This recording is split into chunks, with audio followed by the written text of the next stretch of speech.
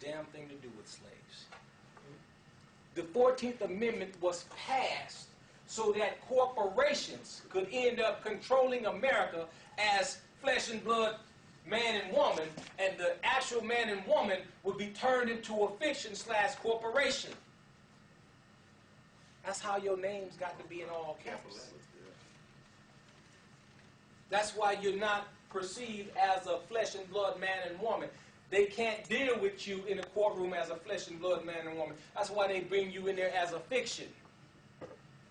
Because only a fiction can interact with a fiction. Only a corporation can interact with another corporation. The United States is a corporation. When you step up into the courtroom, what you perceive to be a courtroom, it is not a courtroom. You understand that because when you see behind the judge the flag that's hanging in the courtroom, it bears a gold fringe. You're not even in America at that point. You have stepped on international, or you stepped in foreign territory. You're on a ship, a naval ship. And you're no longer in the jurisdiction of the United States of America. So common law no longer applies. What do you do now? How do you conduct your sovereign self in that venue? You're in an Admiralty Maritime Court. Admiralty Maritime Court deals with what? International contract disputes. So you have to understand two things. First, you got to say, well, one is a contract. Two, it's an international contract. Who in the hell do I have a contract with anywhere? And we never think of that. I remember the first time I walked into a courtroom and I asked the judge, where's the contract? He ignored me the first time, and when he asked me how did I plead, I said, where's the contract? I can't determine anything until I can see the contract. What contract?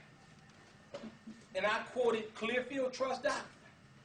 All governments, when dealing with the collection of revenues, commercial paper, are no longer governments, descend to the level of a mere private corporation, and like any corporation, to compel performance, to make me do or pay anything, you must present the contract and submit it as evidence. And I just brought his whole court to a screeching halt. Young man, what are you talking about? Sir, are you not familiar with Clearfield Trust doctrine? I'm in a maritime court. What do you mean maritime? You have a gold fringe flag hanging behind you. I am not in a common law court. I'm in a maritime court. Where's my contract? You're saying you're compelling me to perform under a contract. This is a contract court. Where's my contract? He hit the gavel and said, hey, get out of here. Get out of here. He dismissed court because I was causing a ruckus.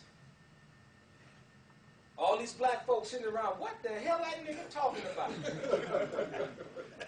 And they have to shut it down and get you out there. Because somebody might be listening. Somebody might be listening. And I mean, it was a fascinating journey when we first started going into the courts. It took us about a good couple of years before the judges and everybody else gave us our respect.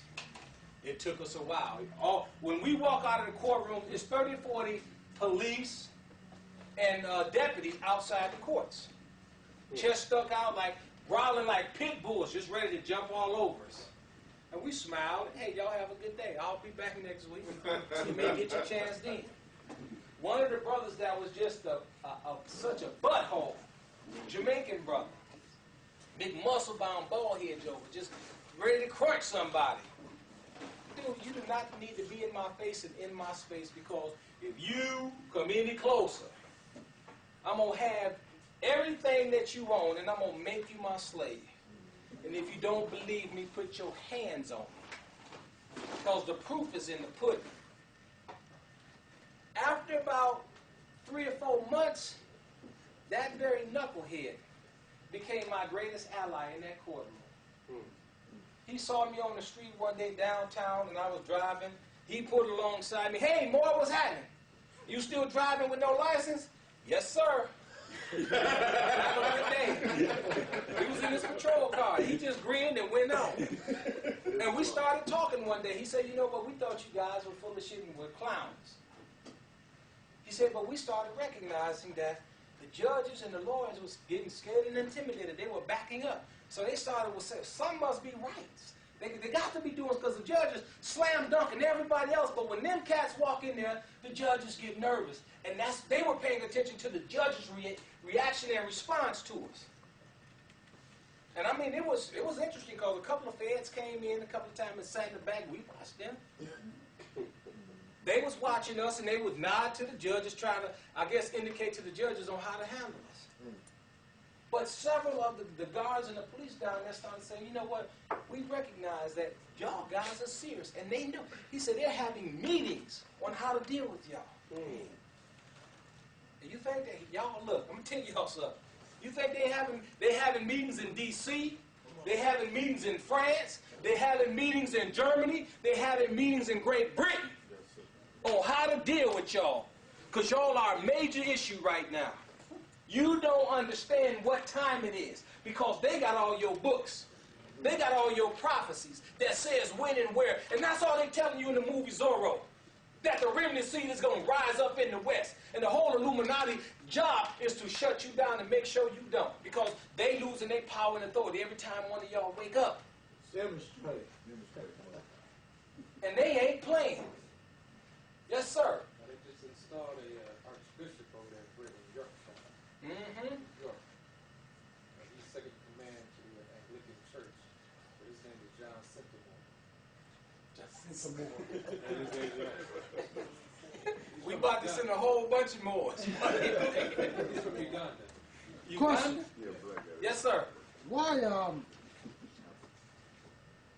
what was the raucous about the 14th Amendment in the Southern states didn't want to vote for it? Why the Southern states didn't want to? The Southern states. No, I mean they were kept out Absolutely. of participating. Who do you think was kept out? Oh, okay. That's my question. You were being put out your own house. Okay. You don't remember, but it was you who wrote the Constitution. You wrote the Constitution. They simply borrowed it. And William Penn said that everything we got, we owe to the Moors. They put the breath of life in the Constitution. The Moors wrote the Constitution. It was the Articles of Confederation, and before the Articles of Confederation, there was something here called the Moorish Confederate Republic. Morocco, Algiers, Tunis, Tripoli were, Delaware was Morocco, Louisiana, half of Louisiana was France, the other half was Tripoli, Mississippi, Tunis, and the names are still there. They call it Tunica today, Algiers and Tripoli. The Barbary Coast is over here, not over there. They moved that. Morocco over there is a corporation. The original Morocco was right here. The Moors in Spain were right here. And the Moors, when they were put out of Spain, we're talking about the West Coast. Question. Yes, sir. The Moors in Spain, from history, it says it's Gibraltar, where they got what they call misnomer out of Robert Gibraltar. Okay, now that's Europe, and they call it Andalusia, El Andalus. Andalusia, you're absolutely So right. so how can it Before 1868, Europe was Argentina. Rome, all of that was in South America. Everything has been shifted. The pyramids didn't start in Egypt and Africa. The pyramids started over here. I can tell you they rewrote your history, turned the map upside down. They turned us around butt backwards. That's how we walking through the world like this. Wondering why we having problems. You're going to do a whole lot of stumbling and falling, walking backwards. And that's all we've been doing. They converted us into Moriscos, Moorish Christians. Do you understand why they were fighting for the Alamo? That was one of the last mosques that stood, that the Moors owned in America. The Alamo was a mosque. It was a holy temple of the Moors. There was one in Arizona that's over 1,000 years old. There's one in New Mexico. And even the History Channel, they show you this. But on the History Channel, they don't call you Moors, they call you Indians. They say the Indians was always running into their mosque. What the hell Indians doing running into a mosque? Indian boys run into a